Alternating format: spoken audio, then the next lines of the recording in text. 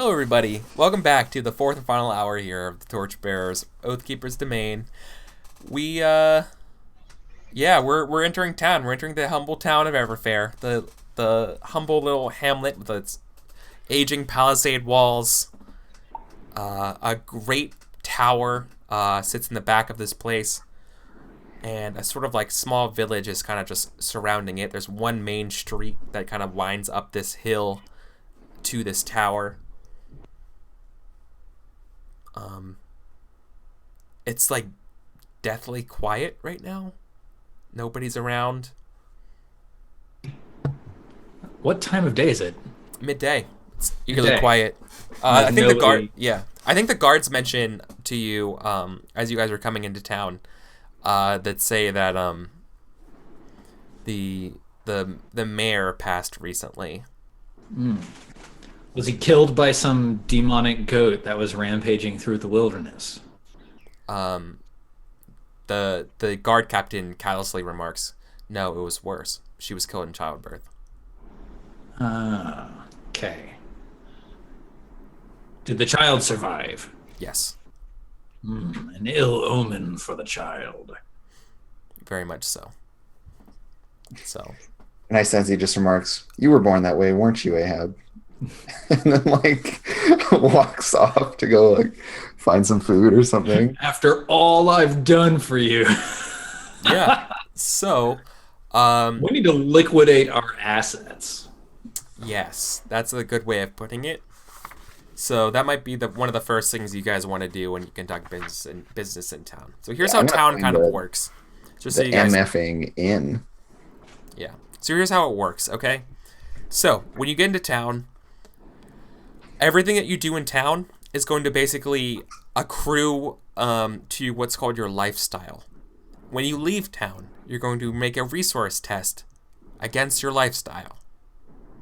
If you fail, bad. Just capital bad. You get kicked out of town, never allowed back. They send debt collectors after you. Those types of things are on the table. So you want to try to keep your lifestyle as low as possible. Within your means. Right. Sorry. How do we determine our resources? So your resource is actually an ability. You know how you have circles and resources? Yep. Yeah, and it's currently 0 for everyone. That's great. Everyone starts at 0 because we're broke. So this entire time I've had a pouch on my belt with 2 die worth of treasure in it. Same. Yes. That is true. So, if you wanted to part with that, you could basically find somebody in the marketplace, part with it for 2 dice to your resources. So your resources isn't 2, but it just becomes 2 dice. You have 2 dice of cash essentially. But also keep in mind, when you have this 2 dice worth of treasure, or 2 dice worth of cash, I'm sorry, no, you don't part with it. But if you ever wanted to buy something worth 2 dice, you could essentially trade that in for 2 dice. But you can't split it up, because it's one piece of treasure. So essentially, if you wanted to buy a 1 resource thing, or something that costs 1 resource, you would actually end up overspending for it. Does that make sense? Mm-hmm. Yeah. So here are some things to keep in mind about lifestyles. Okay. So this is from the book. I don't think I ever added the town stuff to this. Here, a town sheet. Doesn't look like it. No. Okay. So in town, in this small town, you guys have a stables, you have a tavern, you have a market, and you have a flop house. It's a hamlet. It's nothing special at all. There's no inn. There's no guild hall. There's no private homes, really. It's all pretty roughshod. Okay? And streets, of course. I said market, right? Mm-hmm. Yeah, so the town definitely has a market. So here's what you guys can be doing. If you want to satisfy your hunger and thirst, consider stopping by the tavern here. It costs spending a night recovering your hungry and thirsty will end up giving 1 per drink at your to your resources here. It's considered that 1 drink and a meal is enough for recovering hungry and thirsty. Okay. You could just basically, if you don't want to worry about your lifestyle, you could try to sleep on the streets and see what happens. If there's a table, if bad stuff happens. The stables can let you sleep in the, sleep with some animals and stuff like that. It's pretty good for hiding out from dangers and people looking for you. But it also increases your lifestyle by 1. You can also crash in the common room of the flop house. How much does that increase our lifestyle by?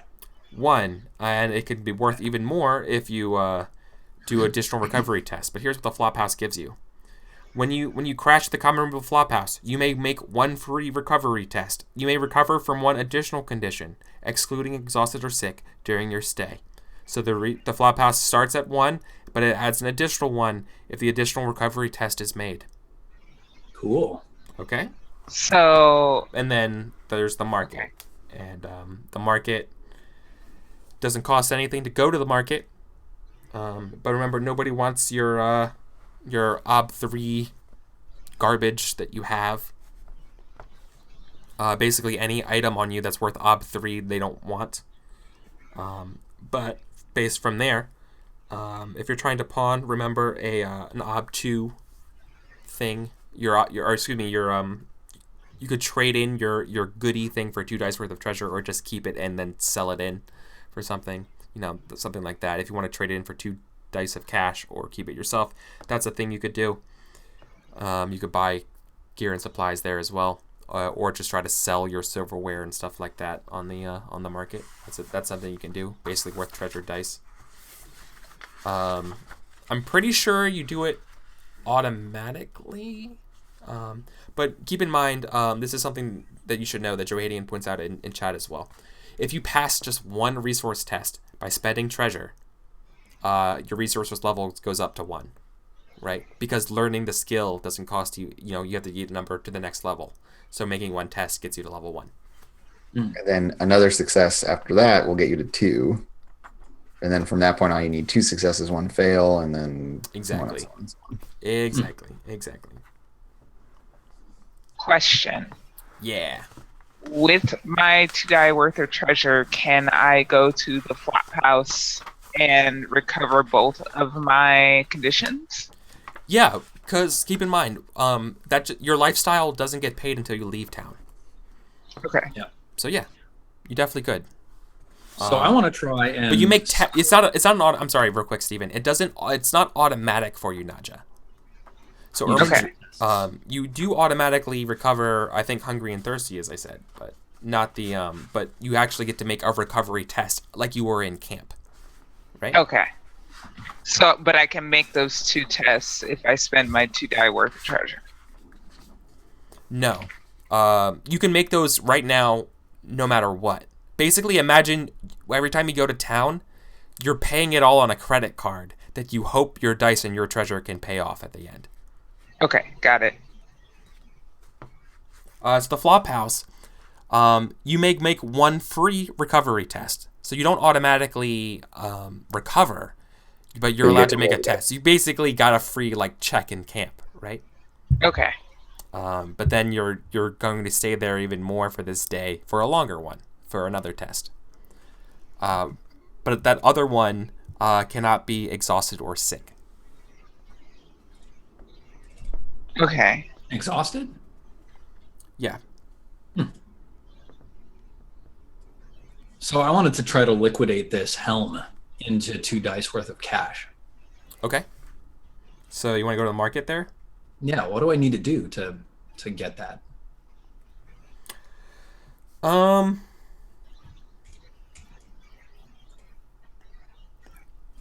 don't know how you convert treasure into cash, to be honest with you. I think you might be stuck with it.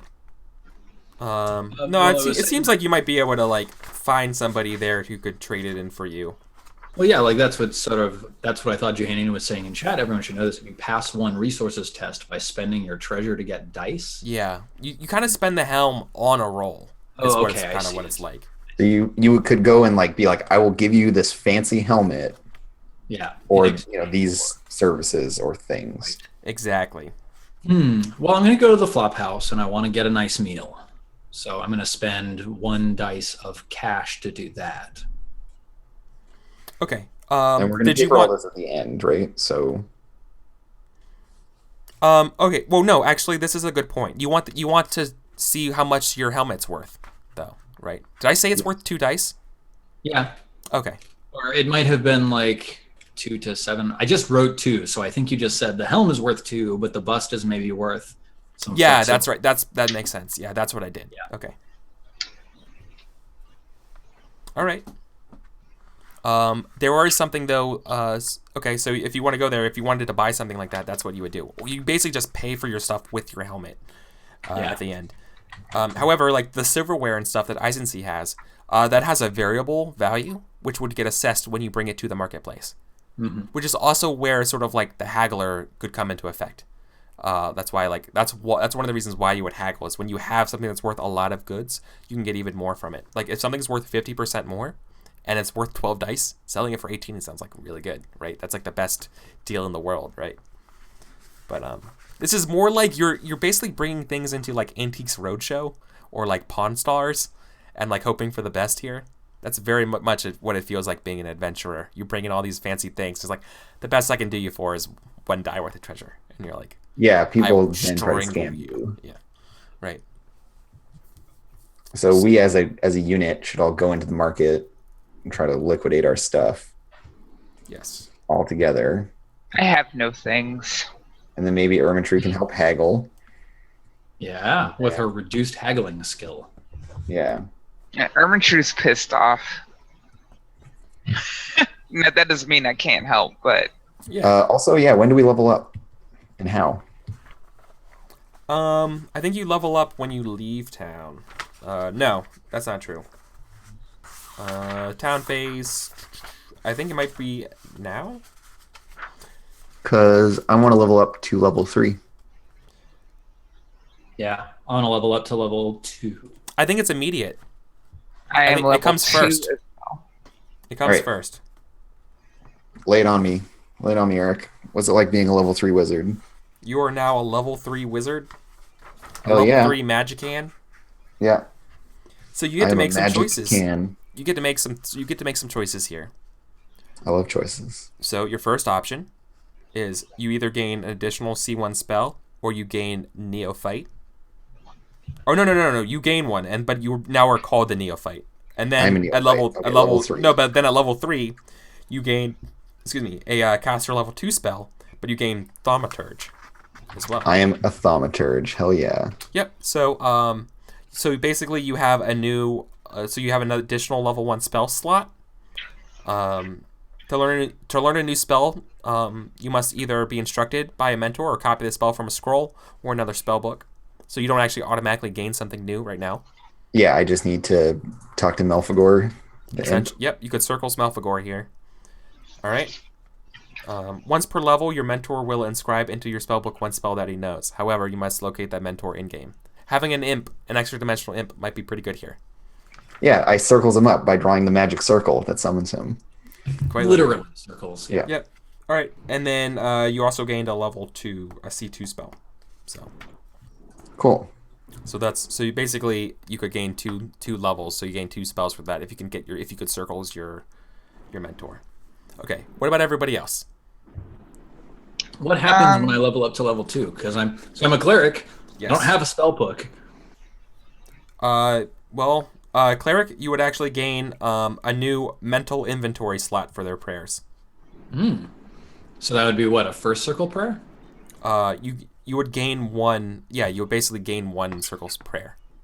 Okay. The way this works is that in the morning you basically can pray for your spells, and this is a theologian. It's a theologian test, and I forget, it's like 8 minus your will or something like that. For the spell that you want, you pray for the spell that you want, and if you fail, the guy just gives you a random spell. Got it. Okay. Yeah. So cool. Yeah, you don't get I get another mental inventory. you don't get the spell that you need. You get the spell that you deserve. Right. So I know the Mastery of the Lords of Life and Death, or whatever that Yes. spell is. Yeah, that's essentially turn undead. Right. And then another spell I can memorize every day, and maybe I get the spell that I want if I do very well. Exactly. Or probably I get a random one. Yes, exactly. You got it. Perfect. You nailed it. Okay. And Ermintrude, are you level 2 or 3? I'm level 2. Okay. And I get to choose between armored or shrewd. Is that the way this works? I think so. Yep. You get armored, like a warrior ability, where your armor is no longer a factor in tests. And then shrewd. You may make a haggler test during the town phase without raising your lifestyle obstacle. And I have to Isn't that choose Yes. shrewd. Easy, shrewd. Okay. Oh, are you really Ermin shrewd? Ermin, shrewd. Okay.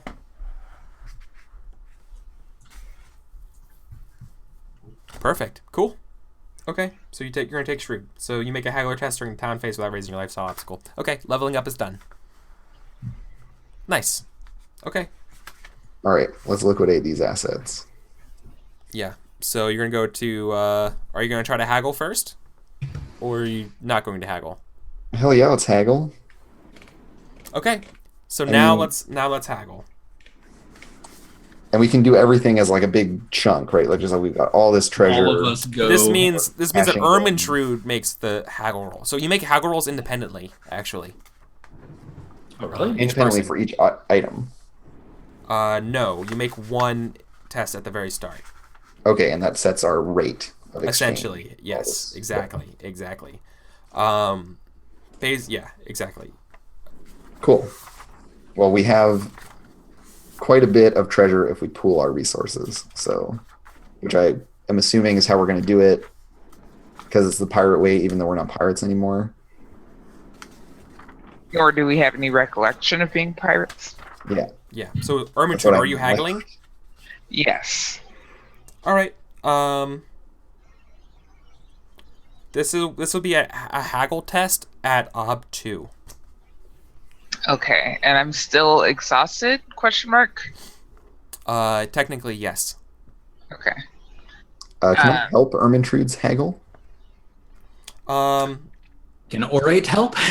One haggler test against the town. Yes, you could help. Cool. So I'm going to help with manipulator. So I'm I'm just, Okay. a warrior. as she is doing the haggling, I'm like just providing, like running interference. No, and being wait, like, haggling we is- worked so it hard to says- get this. Haggling is always I'm sorry. We ran into this the last game too. Haggling is always done individually. So no, I think this would just be her. Just be Ermintrude. I'm sorry. Okay, so only she can roll. We can't help. And she rolls for everyone, or she rolls for just No, I'm sorry. That herself? doesn't seem right. I'm waiting for chat to catch up. I'm pretty sure you do it. I don't think that's right. And there's a lot of questions on the forums about how haggle should work, and if there's like conditions or things like that could happen. I just don't remember which one it is. Oh yeah, no, you can do it individually, but you can you have to do it individually. You can't help each other for the haggle, but you can all do it individually if you wanted to, which could be a bad idea though. Yeah. Yeah, Ermintrude can just do it. Well, I The best. literally can't, but I can try. Okay. So I'm testing haggle. I have a skill of 1. Yeah, I think it would be more fun if everybody helps though. I think it would be. You guys got really excited about throwing on extra dice and stuff like that, and it seems more fun here to be like, no, like you don't understand. Like we got we're not pirates at all. I don't know why. Like we have this reputation that we were pirates, but no one remembers us pirates. That guy was a sham. He was a fraudster. Let's do this. Yeah, come on, let's make a deal. Yeah, so Isensi is like taking that angle of just trying to like talk us up and like tell stories about how we got the treasure to make it seem more valuable. Ermintrude's doing the actual like legitimate haggling and negotiating. You guys are literally like injured and afraid, being like, no, come on, buy this silverware, buy it. That's so good. Look at I'm it. standing there like, telling the tale of how we scraped by with this treasure. And the beast, with its 18 tentacles, grabbed our fourth member in its claws and stuffed it. There's this fourth guy that is dead now. Yeah, exactly. You're like holding this dirty silver plate that has like berry juice on it. Yeah. It's like, yeah, we got this. Creature. It's a relic of a time long past. Valuable beyond its material value. Yeah. All right. So the ob was 2? Yeah, the ob's 2 here. Okay, And you're getting a helping die from each of us. So we're rolling 3 dice against an op of 3. Yeah. They're like, what are you doing? Go to the hospital. I can't pay for the hospital. Buy this plate. Yeah. Cool. You want me to take care of myself? Oh, you got 2 6s though. Oh, you got that fate? I do have exactly 1 fate left. Oh, fade it up. It's worth it. It's going to make us so Yeah. rich if you succeed this. Oh! No! Holy shit! How? Fucking how?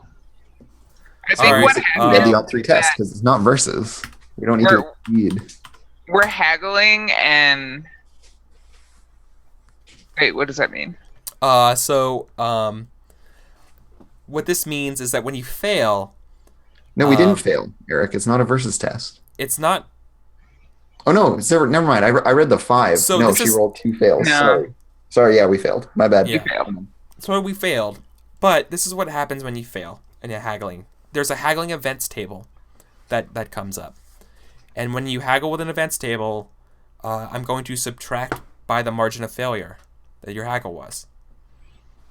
And That's 1. it's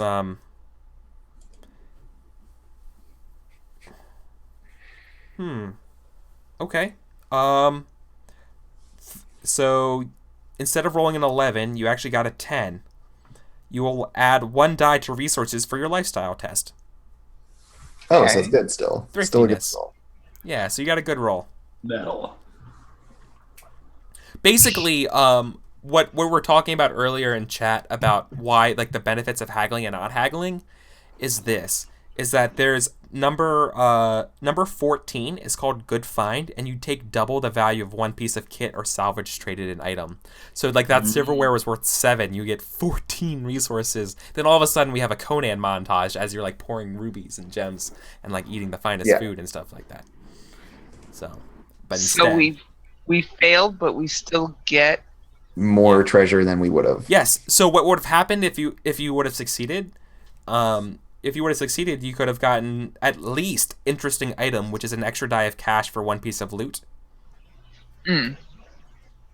So okay. So I think we're haggling, and eventually it gets to a point, because Ermentrude is still angry and exhausted. She's like, if you don't take this dirty plate, I will take my warhammer and smash this entire stuff. Like, I will destroy your market stall if you do not buy my stuff. okay, We'll yes. end all of this. Which is not the most effective negotiating tactic, but we do get some It works money on a in certain kind of person. All right. I mean, let me see it. And the guy, man, what's the name of the guy who played Vizzini from The Princess Bride? Oh, What's his name? I don't know the name of the actor, but I know, but he's the actor playing the Praiser at this moment. Yeah. So the treasure of this, I think it was 2d3 minus 1. I think is what it's worth for. Because like, why would this be a? Yeah, it's worth silverware is worth 1 to 5 dice, 2d3 minus 1. I'm gonna put this in chat here.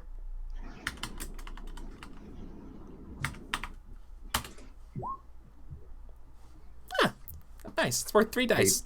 a middling Not bad. result. Silverware. So my He looks it silverware over. He's is like, it's good. It's a good find. Best I can do for is 3 dice. He literally says Yeah, 3 he's- dice. Okay, Yeah. and then and we're just like And he shows you like, no, like our coins are called dice. And okay. and we're just cashing in everything right now. Yeah. Wallace Shawn. Thank you, Lauren Danger. Nice. So, in which case, in addition to the silverware, I have 1 inventory worth of gold coins, which is worth how much? That's worth 2 die worth of value. Okay, and then I've got 4 units of jewelry. Jewelry. This is the fun part. Okay. So this is worth 2d3. So I'm gonna roll this 4 times for each of the 4 pieces. 3, 4, 5, 6. 4. Nice. Better than average.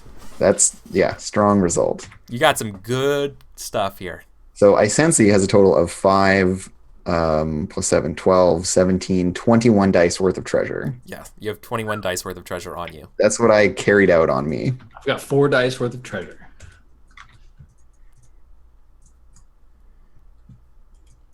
So I'm just gonna You're the one with the backpack. That's like literally like I love the idea that it's still waterlogged and like you dump it out of all the treasure and like murky ass water comes out of it. There's like a starfish, like a twisted like a mutated starfish like crawls off the weird albino cave starfish. Yeah. Exactly. You're like boom, like on the table, and yeah. So are you gonna? How does everyone else feel that you have all this treasure here? Great. Yeah. Still angry and exhausted. Keep this in mind though. When you have this is the problem with jewelry and stuff. You can't break that down into treasure. You're stuck with something that's worth 5 of something, right? Right. So I should actually record all these numbers independently. Yes. Still, so I will go through the list. Like you can't break this into change is what I'm trying to get at. That's Yeah. the easiest way of thinking about it. So I need to be a high roller, is what you're telling me. Yeah. And This is what I'm understanding from this. let me do 4 quick rolls here. You have a bracelet. You have 2 bracelets, 3 bracelets, 3 bracelets, and a brooch. Nice. Cool. You just grabbed all the bracelets.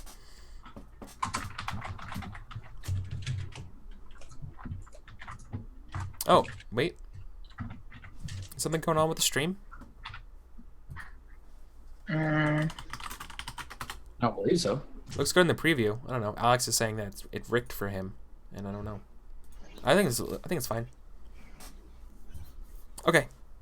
It looks fine to me, so I'm going to continue. I'm sure it's just Alex's dumpster internet. Yep. It's fine. He has premium London internet. He imports it. Not for long. Yeah. Right. Oh, they're gonna have to make their own.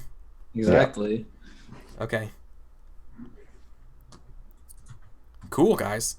So you have a bunch of this treasure, and now we can do what you're gonna have to do is gonna have to go through town, try to like recover your things like that, and kind of then end up paying this treasure off later on. Okay. Because you can only make up to 1, you can only improve your resources by 1 each time you're in town. So the best you could do is improve it by 1. Requires multiple trips to town. The town is literally mechanically designed to slowly drain you of all your money. Yeah, Just it's like a real dungeon. life. It's like Disney World. It's like a dungeon Disney World, right? Everything is incentive gamed to make you pay for it. So order of businesses were recovery. So let's go back to Ermintrude and do let's go ahead and look at you and do some of your recovery stuff right now. And then we might do let's see what maybe Ahab wants to do, and then let's get to the circles test for Melphicor. Great. Right? And then we'll probably have to wrap up here. And this probably be the end of your guys' adventuring days and stuff. Yeah, I mean, I'm thinking retirement. Yeah. What's on the table for everyone, because we don't even remember being pirates anymore. We're like, why did we even do this? Yeah, this is sucks. terrible. This was horrible. This is a nice town. Let's stay here. Yeah. So, Naja, let's recover. Recovery. So I am currently angry and exhausted. Yep. Recover. Those are factors that don't count against recovery, I believe. Yeah, exhausted doesn't count against recovery, and well, I guess angry doesn't really matter. Yeah, I just have to get rid of angry first. Yes. So I'm testing my will. My will is 2. And I can't have any help with this, right? Yeah. No one can help you recover. Yeah, the only way to get help with recovery is if someone like makes a poultice for you Yeah. or stuff like that. Like they have to give you items that Mhm. you use. And the ob is 2, but I'm also exhausted, so it's 3. Welcome to Real World Everfair. 3 So amnesic pirates stop living in the dungeon exhausted fantasy doesn't world. affect your recovery. Start getting real. Oh, right. So it's 2. Cool. Nope. But you can't get any. Everyone just pisses you off at the. Maybe it smells of rats or something like that. You just can't shake. I'm fucking. I've had it. I don't know who. I don't even know how I ended up in a cave with these 2 weird ass humans. Yeah. What is it about the People flop wanna take house our that just doesn't work for you? You can't relax. Just the humans. I think it's that I am covered in like cave muck, and everybody else at the flop house is like, "Could you just not stay here?" And I'm like, "No, fuck you! I'm gonna sit my ass right here, and I'm gonna relax. And fuck you if you don't like it." And like, I spend the entire time arguing with the proprietors of this flop house. Yeah. Right, instead of actually getting to rest. Okay. Yeah. So you finally finish arguing with them, and now you have a chance to recover your additional one, though, right? You wanted to recover angry, or I have exhausted, which I don't think I can recover. oh in the yeah. flop Okay, house. so then you only cost you 1 then. So keep this in mind. I think because you're in a town phase, if you fail recovering the test there's no way to make another check to recover. You in get this 1 phase. swing at each. Yep, you get 1 swing at each. That's fine. I'm retiring. I'm Yeah. just angry and fed up and fuck everything. I'm gonna go be like a curmudgeonly dwarf in the town somewhere. This is why dwarves are stereotypically angry, because of shit like this. I'm sure. It's because of how humans treat them, and then the humans blame them for their own Yep, behavior. exactly. Yep. They're acting out. Yeah, That sounds Well, classic humans. Am I right, guys? Yeah. that is Classic. Very very much like human. that. They're angry all the time. God. Yeah. Okay. Cool.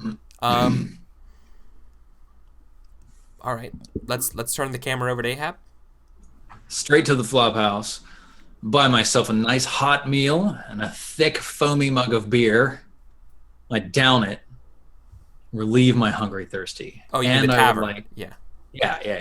And then I would like to try and recover my afraid at the flop house. So tavern for the thing, and then hungry thirsty at the flop house. Okay. Sorry, tavern, hungry thirsty, afraid at flop house, right? Yeah.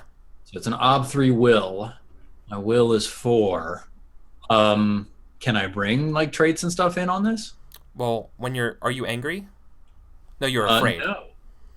Afraid means you can't help or use beginner's luck. I was thinking angry. Angry is the one that you can't do that stuff. Yeah. yeah. Angry isn't traits. Yeah, I think you can use traits for recovery tests. Yeah. So like, I think I settle down in the flop house, and as I'm falling asleep, I'm reiterating my belief to myself in my head, and it like touches some core spiritual part of me, you know. Mhm. So I'm using my touched by the gods, so that gives me +1, and that's all I can do. So I'm rolling my will of 4 +1 for 5, and it's ob 3. So Yeah, it's tough. Will. 4, 1, 3. Ooh, Nailed just it. got it. Recover my afraid. Yeah, you're no That's longer it. feared. Well, that's That's good. all I need. I'm cleaned up. Okay. And now let's do the circles for Malfagor, the imp. Yeah. What's my challenge or my ob rather going to be? So let's look at circles here real quick. Summoning up, I think it's part of the town actually. So you want to summon up your buddy, your mentor,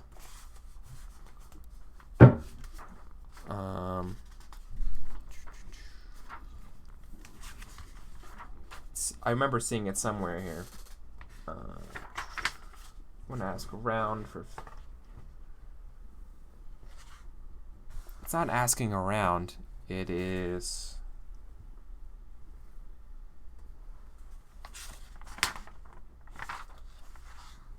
Isn't there something like staying with friends or something like that? Isn't there something your personal business? Yeah. Okay, this just increases your lifestyle by 1. But but it's a circles test. Circles would be at the front of the book.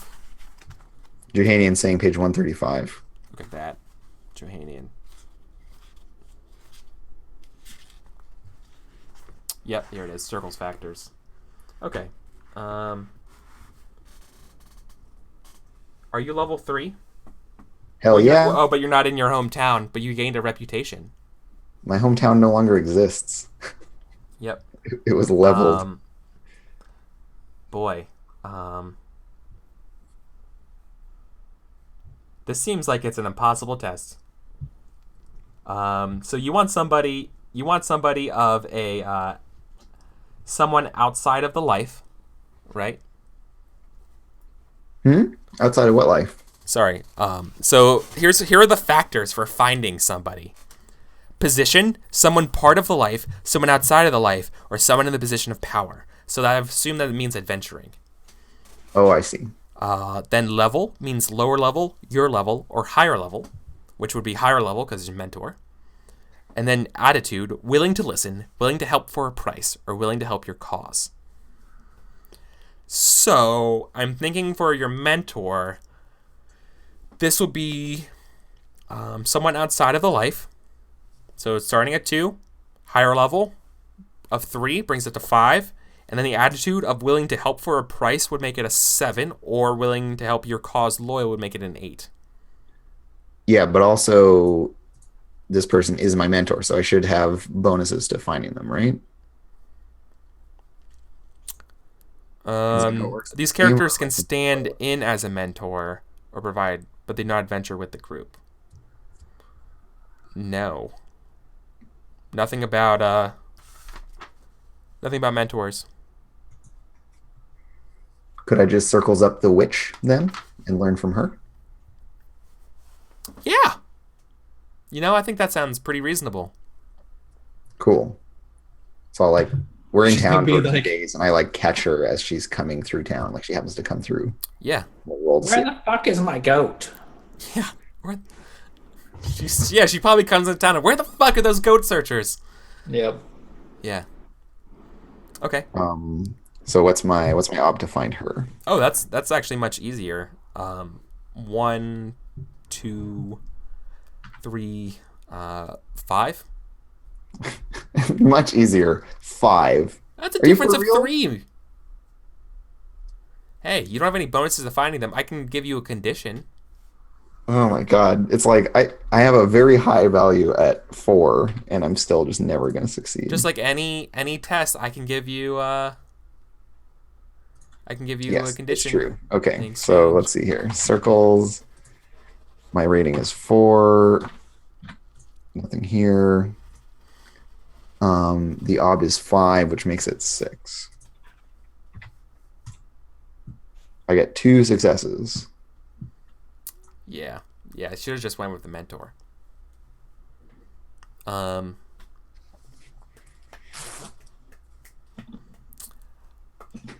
I feel like it's a pretty fair trade that she won't help you. You meet the witch, the crone. Let me remember her name. Which I don't think you ever actually got her name. Her name is Kamama. Kamama. Yeah.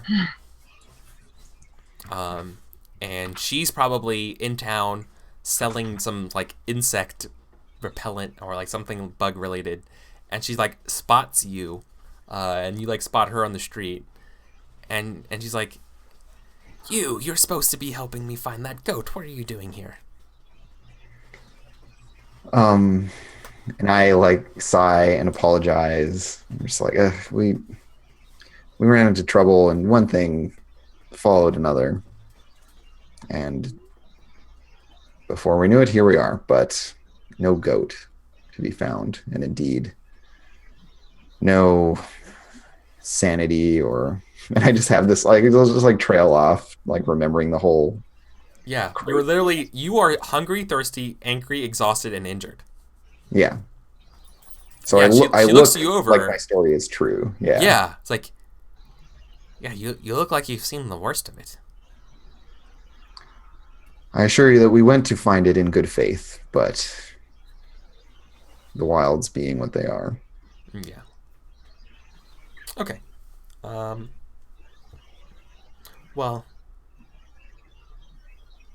So I sense he doesn't find anyone to teach them better magic, and I guess they'll just go like Well, stay at a flop house, get some food. She can teach you something, right? In exchange for finding that goat. Okay, well, yeah. So I have the quest to find the goat, sure, but nothing. That's what it will cost, right? But anyways, okay, yeah. And then you go to the flop house. Toads. Okay. So I can get rid of hungry and thirsty, just straight up, and then I can try to recover angry.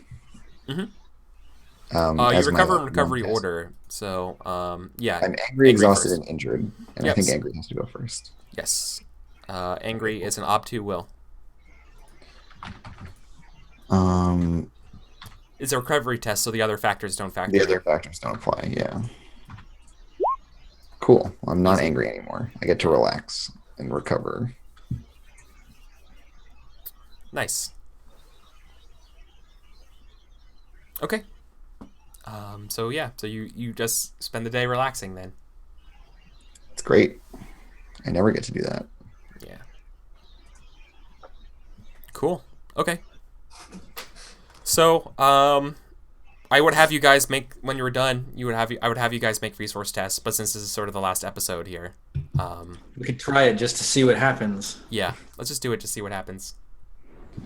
So, what we're going to do here now is you're going to factor in all of your expenses that you've gotten so far, right? So if you went to the tavern, that's a +1 lifestyle. If you went to the flop house, that's additional +1 lifestyle. So then you'd be basically making an ob2 resource test. Yeah, and then we had our roll from the haggling, which was that we get an extra die on this resource test. Yeah, but that's a free test because of Shrewd. Oh, normally, when you haggle, it costs an additional lifestyle to do. But I see, but we canceled that out. Cancel that out. Okay. Exactly. Okay, cool. So mine would be 2, and I have to spend dice worth of treasure and then try to roll them to succeed. So then I'll give up one of my 4 die things, one of these bracelets. I'll spend it. You'll just spend one of those bracelets here? Yeah, because then I roll 4 dice to try to get 2 successes, right? Yep. All right, cool. What's a 4 to lifestyle? That flop house life. Yeah, I want to have that flop house life. I do not have that flop house life. Oh my god. Do you want to... Can you... Okay, I guess you can't redo it. Like, you can't add additional bracelets for this, right? I have more money to spend, but I just, like, because of how you spend it, you always take those risks that you'll just get a bunch of zeros. Yep. Oh my god. Okay, well, before we get to that, let's do everyone else's, too. Failures, okay? I'll do mine. Success and failures. So this is resources. Submit. Is it a resources test? Is that what it is? Didn't you guys all help haggle? Yeah. Did you add that extra die? Does that give us an extra die? Yes. Oh, yeah, I didn't add the extra die. Sorry, I was confused. Because you guys were considered, quote-unquote, thrifty. So this resource test, you add an additional die towards. Oh. Yeah, okay, so that is an extra die. Okay, so I'm going to roll... Yeah, see, Ahab pays for his things. Yeah, Isaac pays for his things. Yeah, so they can live in the town for the time being. Okay, so resource test. Yeah. I have a resources of 1. I have the 1 die from haggling, and I also have 2 die worth of treasure in my pouch. Wait, how do you have a resources of 1? Didn't we? It goes up to 1 when we do this, right? Yeah. It Oh, should be, so it's a it should be 0. 0. Okay. Yeah. Try Sorry. again. Okay, so you had 0, and then you are So adding a bunch 0. of superfluous bonuses to it right now. Okay, so I have So you 2 die worth of treasure, 1 die from haggle. and you went to the flop house, and that's it. Yes. And you only went for one thing, so it's an ob 1 test.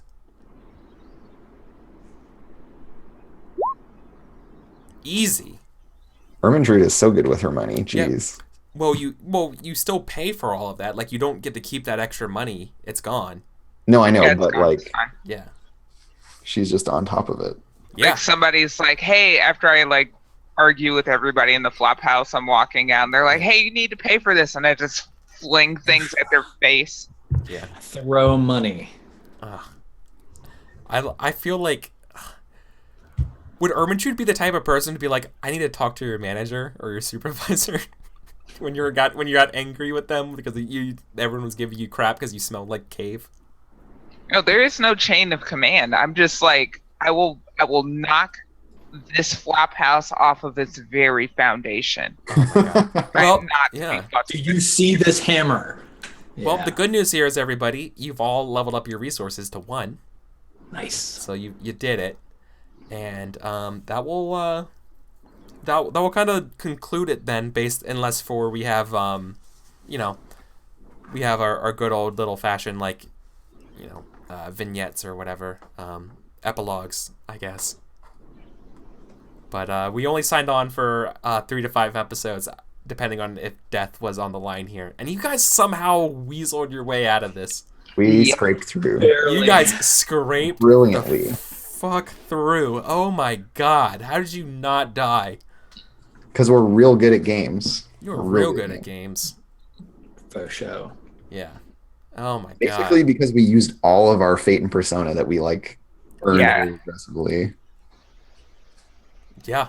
By the hairs of your under-beardy beard. Yeah, Got there pulled you go. through. Okay. So you guys, we're not leaving town because I think, well, we'll see. So okay. So who wants to narrate how things end for their character? Oh, it's easy for me. I think Ermintrude is going to become a bitter drunkard.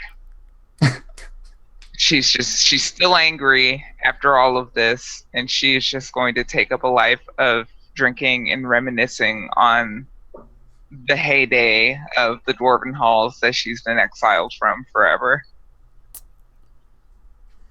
Yeah, Ermintrude leads a sad life hereafter, but Sounds like it. Jeez. Yeah, it's a pretty she's sad not life. dead. She's not dead. No, I mean, you got that going for you, I guess. Cool. I used to be an adventurer like you, and then I hooked up with these crazy ass fucking humans, and now I'm here. Oh man, that's so sad. All right, Eisense or Ahab. I mean, I think Ahab probably lives a pretty happy and prosperous life in town. You know, he probably takes up some trade that he's good at, like rope making or something like that, and just Rigging. provides rope and rope-related services to the town. And you know, he meets a young lass and falls in love and ends up getting married, and then Does he provide her with some rope-related services? Exactly. and it's like the eve of the birth of their first child, and he's, you know, like riding home through the dark and the rain to make it for the birth, and he tries to ford a stream, and it's just a little too deep, so he slips and drowns in like 2 feet of water. Oh. Yeah, like your horse like breaks its leg and falls on him, and he's like trapped under the Pinned. horse. Yeah, in this exactly. water. Yep. Yeah, just like Because one day river. we will all go into the water. Oh no! And then your wife probably passes away through childbirth, the perils of childbirth, leaving an orphan, leaving a new one for the deep one, and it gets reborn with tattoos on birth. Such is the curse. Yes. Well, Eisense stays in the town or like near the town or whatever. And I think like gathers power and like spends time like plotting their revenge, and eventually like goes back into that cave and finds the frog and like banishes it and takes back their memories or something. Ooh, that's cool. Yeah. Nice. So since he stays an adventurer, basically. Yeah. Yeah, it goes into like wizard revenge mode because they got all this like, because this was like the crucible wherein they gained their power, and so yeah, I sense he like comes out of it stronger, although probably slightly mad. That makes perfect sense considering you have quite a chip on your shoulder and things to prove here, as a magician. Mm-hmm. So, yeah. Yo, like, if this game were to continue, this would be the part where it's like, oh, I sense he's suddenly like a huge badass. Like they have high level spells now. You will be the next character's mentor. Yeah. Awesome. Cool. So there we go. A Torchbearer adventure. Wow. You guys had a freaking crazy time getting out with this. Literally, oh my god. I thought you guys were dead. I thought this show was going to be an hour long today. Yeah, I thought it was going to be like a 50-minute show. We just And the Atiag kills you. Let's talk about how our experience was. Yeah, I thought you guys were straight up dead. But somehow you made it. You did it. That last conflict was super clutch, actually. Like, we pulled that together pretty well. Yeah, you really did. You got down to business there. So, kudos to everybody. Yeah, and I think, like, everyone was doing a really good job of, like, playing to their beliefs and goals and stuff like that. And that ultimately that paid off for us in us getting lots of Fate and Persona and being able to, like, leverage that, because we were certainly not leveraging the rest of the mechanics of the game very effectively in our favor. Yeah. Well, that comes with we learning it. Like, get a bunch of dice when we needed them and stuff like that. Yeah, but there's definitely like a learning thing to it. Mm-hmm. So this was your guys' first game. I feel like playing this game with chat is actually a super, super huge advantage. Yep. Yeah. It's super nice to have smart people in chat being like, well, actually, the rules say this. And then we can be like, oh, but like, we would totally do this because it's what the rules say. Yeah, like, because there are like some places where, like, the spear rule, like, you guys were fucking dead. That's literally differences between life and death. Like, I wouldn't have known that you could throw a spear in an independent, like, what? Yeah. Wow. That was awesome. So now there's some audio with a spear and it's stuck in its mouth somewhere still. It probably starved to death. Couldn't eat anything. Yeah. Irony. Yes. No, and like as part of my epilogue, I sense he is like in that cave and is like, oh yeah, there's the spear, and it's like the audio like dead at the bottom of the ravine, like choking on something that it can't get around the spear.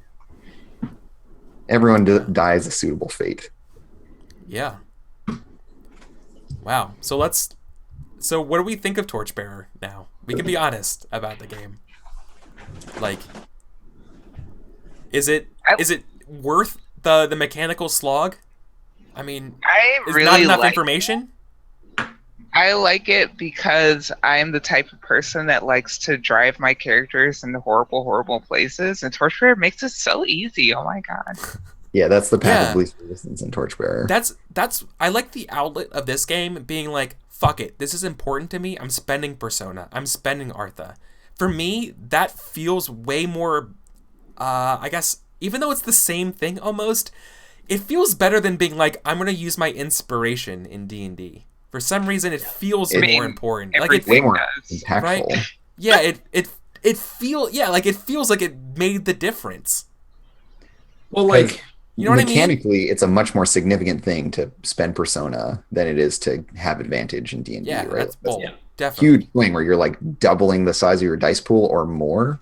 Yeah. Very, very significant. And any given roll is also a bigger deal in Torchbearer. Yeah. Right? Because it's conflict related. You guys, and you guys won. You won this today. Like, we beat the Atiag, and then we got out of the dungeon against the odds.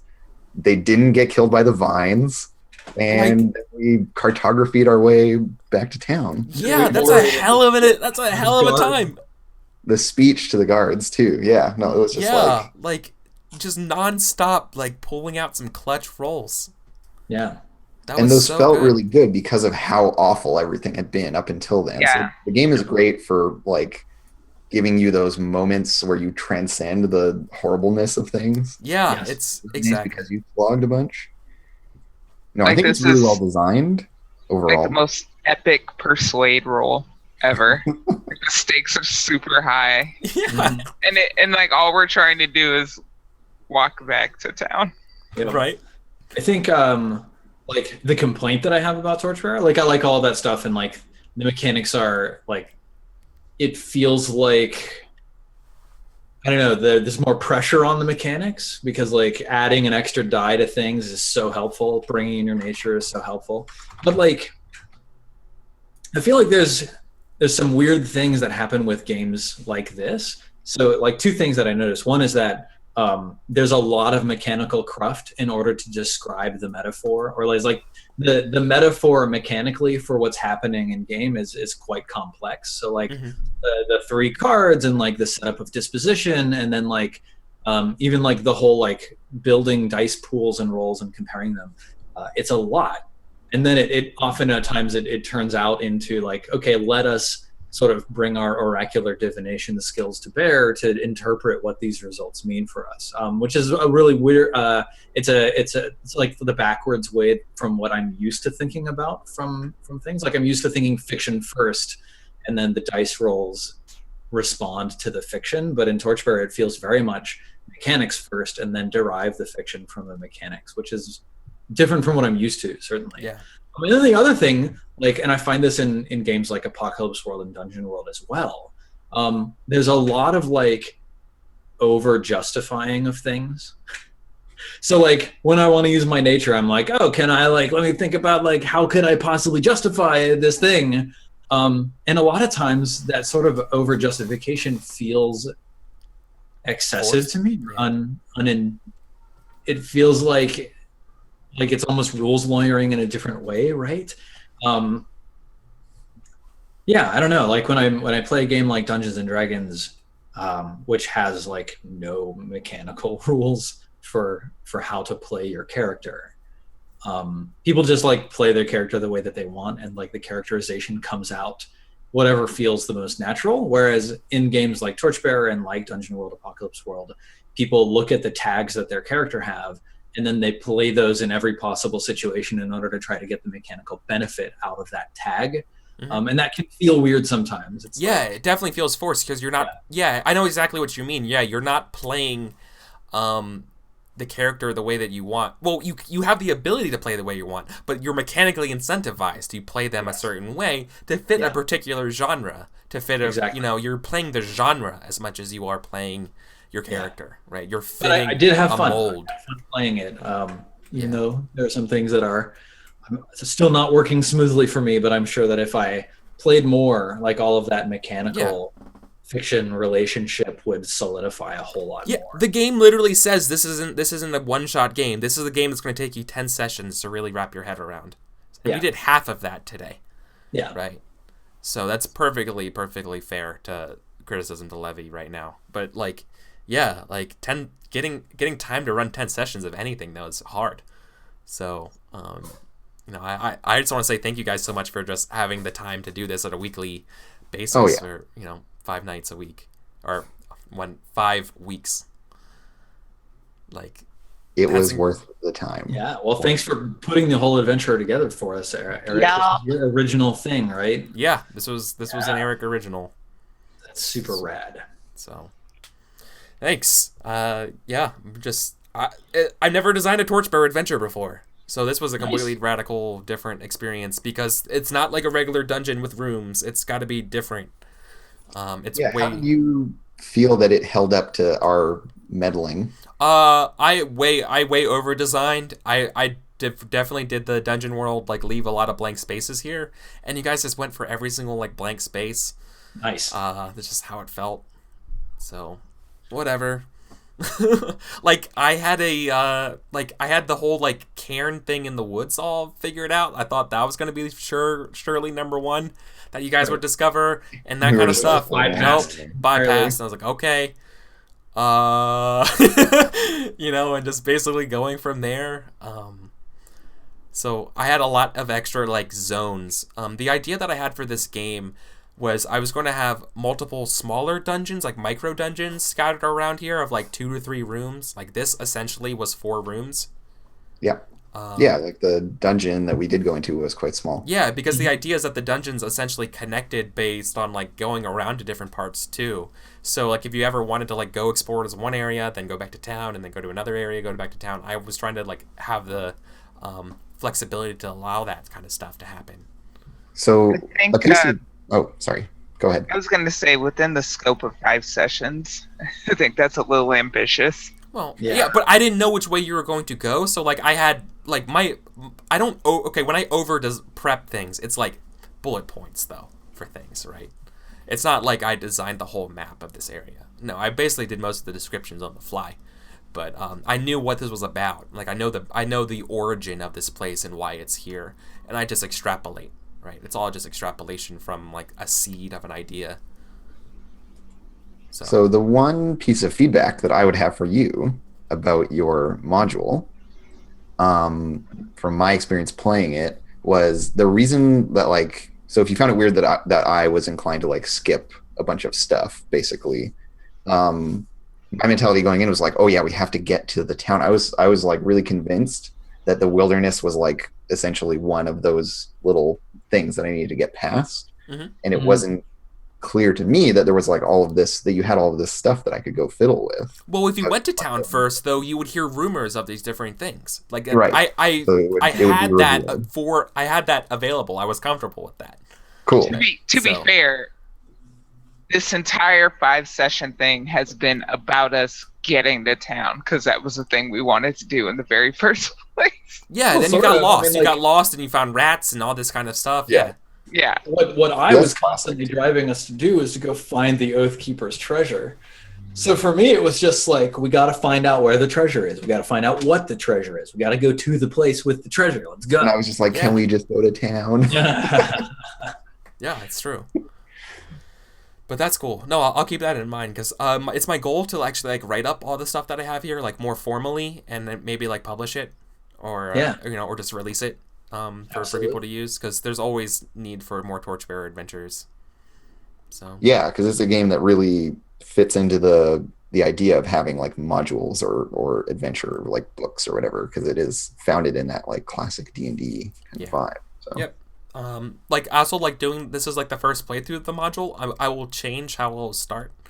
I think what I'm going to do instead is actually I'm going to have everybody start with a fate and persona at the first going into it, and then actually do a travel montage kind of thing, a conflict, if you will, going through the place to town. That'd be sweet, right? Something like that. And then if you guys like fail at a different point, then it's like, okay, so you guys are in the forest, and then you're in this thing, and like zoom in on that part of the dungeon at the start. Right, like start with the mechanics at a broader scope, and then narrow it as things. Exactly. Yep. Or you make it to town successfully, right?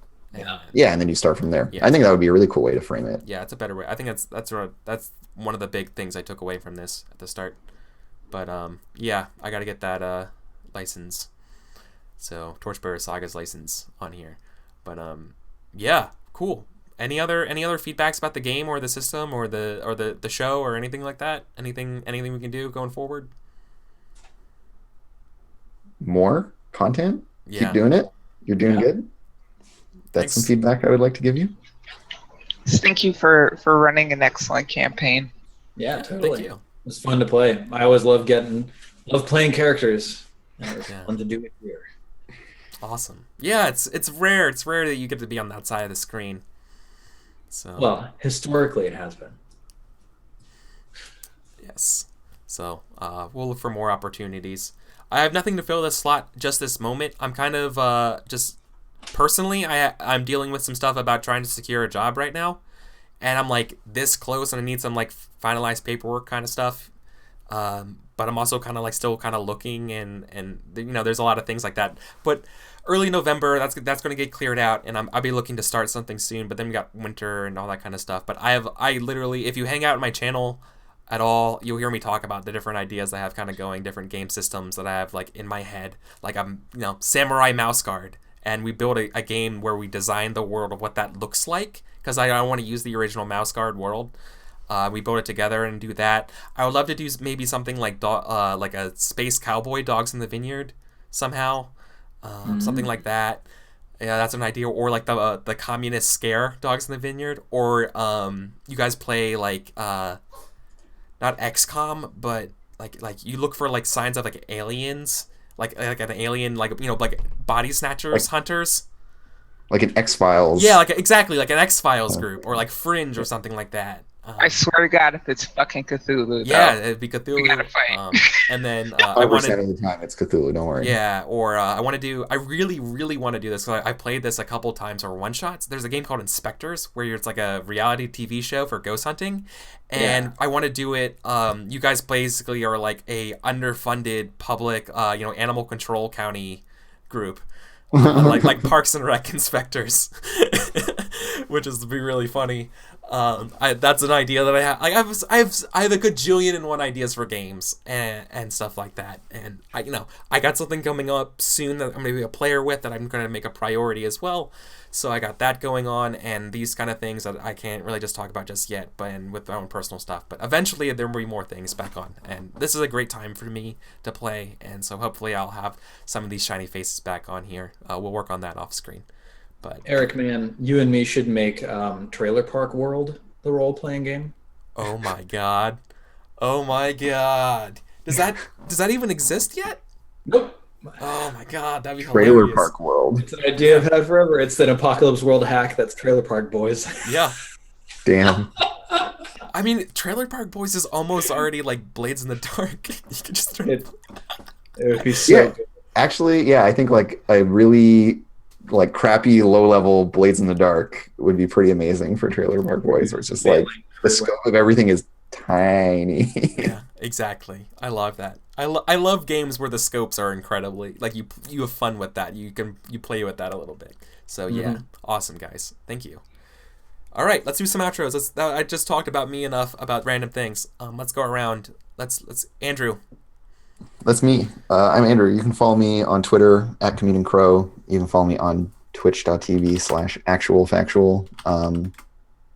I am doing some streaming where I paint miniatures, and I'm in the process of designing a role-playing game, which is like kind of like a hack of Monster Hearts or Apocalypse World, which is for doing magical girl anime type fiction. And I'm going to be streaming playtests of that on my channel. So if you're interested in that, you can check that out. And I'm generally looking to do the whole design process kind of on air for people to like expose it to people. So like I'll be putting up copies of my notes and stuff like that. Oh, awesome. Details of which I'm still figuring out, but that kind of stuff is on the horizon for me. So you can follow me on Twitter, etc. to see that. Steven. Cool. What's up? Silent Osiris, you can follow me all around, and if you like role-playing games, you should definitely follow me on Twitch and Twitter, because I have two very exciting things coming up in November, one of which I have started teasing. So if you want to go get excited, which maybe most of you probably have already seen it, but go check out the pinned tweet on my profile. Something cool is coming in November. It's going to be something long-running. And on my channel. And then I have another really, really exciting show coming up with some pretty big names on Twitch. So that's going to be really exciting, and that's going to be happening in late November. And I think a couple of us have already started teasing that, and I'm getting really stoked. It's going to be a combination of Alien and Dungeons and Dragons. And I'm really, really excited about it. I think it's going to be a really cool feeling thing that we're going to do. So that's all for me. Sounds Trist. cool. Hi, I am Trista Ray, Naja Oathkeeper IRLs. You can find me on Twitter at Trist_CHI. twitch.tv/TristaRay. Things that I am doing and plan to do. Feels like an avalanche. I've been playing RimWorld in the evenings variously. I have been playing Stardew Valley Saturday mornings at 6 a.m. Pacific time over on my channel. Wednesday I do Misclicks D&D Prophecy. I am currently working on an Apocalypse World game and a Monster Hearts one-shot. And I have decided as of 30 seconds ago that Andrew is Sailor Saturn, in case you're curious. You have been thus christened. You are welcome. And in case you didn't already know, Eric is Sailor Mercury, and Steven is Sailor Venus. He doesn't even understand why. It's true. I don't. It's been too long since I've seen the show. But yeah, that's the kind of shit I get up to. So yeah, thanks everybody for tuning in. Yeah, thank you guys. All right, well that would do it for us. Chat, thank you guys so much. Real big shout outs to Johanian and Fake Alex Blue with those clutch rule saves here. Oh god, So, yeah. thank you guys. That was awesome. Thank you everyone else for tuning in and hanging out. If you like this stuff, give me a follow here for more cool role-playing game content. So, thank you. That's it. Goodbye, everybody.